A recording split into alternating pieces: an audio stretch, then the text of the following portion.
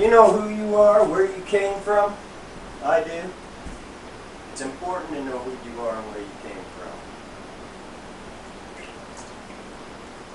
I am Robin Ariel Ross St. Clair, Holgate through adoption. Freedom of speech in this country, gone by the wayside. Ideology has to be by the masses, for the masses.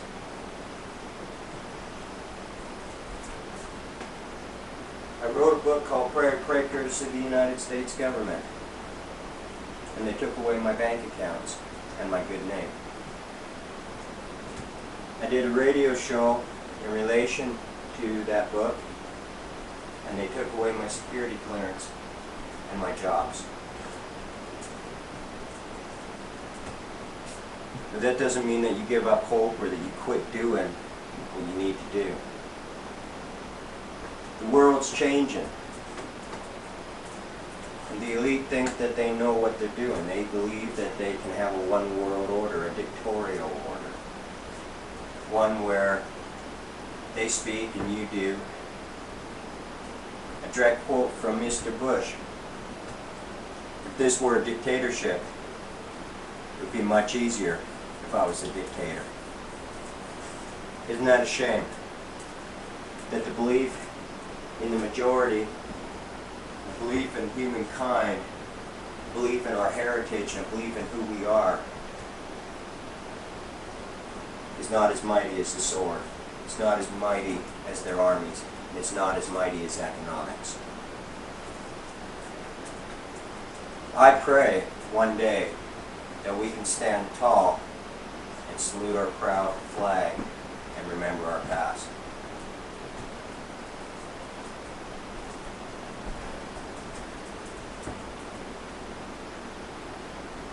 When you come here, you can retain your heritage. When you come to America, you are whoever you are. Your genetics don't change, your culture doesn't change. But you become American, and you stand for what America stands for. Freedom of speech, the right to bear arms, the right to hold land, the right to be apart from royalty, the right to stand on your own 2 feet. I pray that we continue that tradition.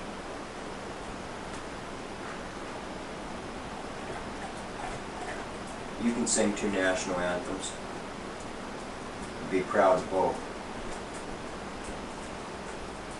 They want you to believe that you come here to be American, and while they're telling you to take an oath to be Americanized or Canadianized, they're taking away your freedoms, your rights, your Constitution. They're telling you that everything that they're educating and indoctrinating you to believe is changing.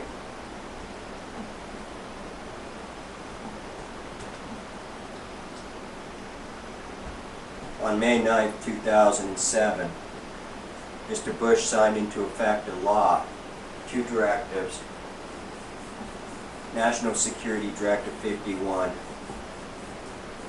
Presidential Directive, and the Homeland Security Directive 20. These directives give the Commander-in-Chief, President of the United States, totalitarian right to decide when there is a catastrophe affecting the infrastructure of the United States, when there should be declared martial law, making him the only say over national, state, local, tribal, and public and private enterprise. All levels of government, all public and private domains. That's a dictator. That's a Hitler. We are a democracy. Since when have we been a democracy? For the past 36 years. 2 families have been the puppet heads of this country. 2 families. That is not a democracy. Where are the people? Where are you and me? Where do our say come in? Do we really believe that in 2008 we are going to elect Obama or Hillary Clinton? It would be a first in over 200 years of history for this country. Do you believe that the Old Boys Network, the powers that be, the money that controls this country is going to allow that? I suggest it's another step towards no elections in 2008. Oops. We had to declare a national emergency, martial law. We're sorry. We don't know when we're going to come back online for a democracy.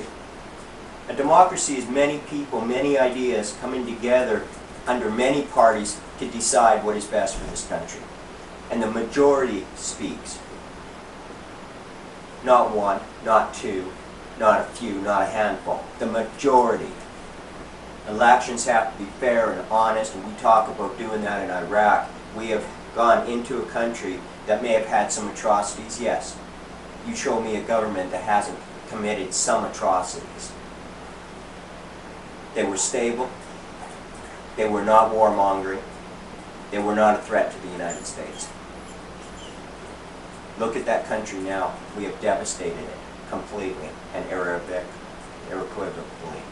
It is not going to be easy to put back together.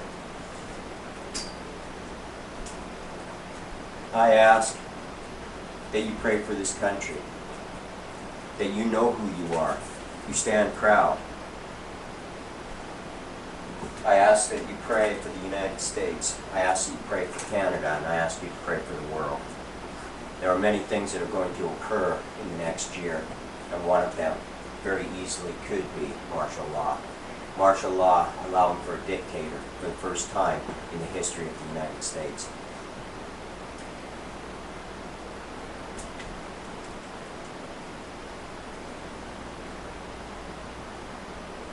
I wish you all the luck in the world.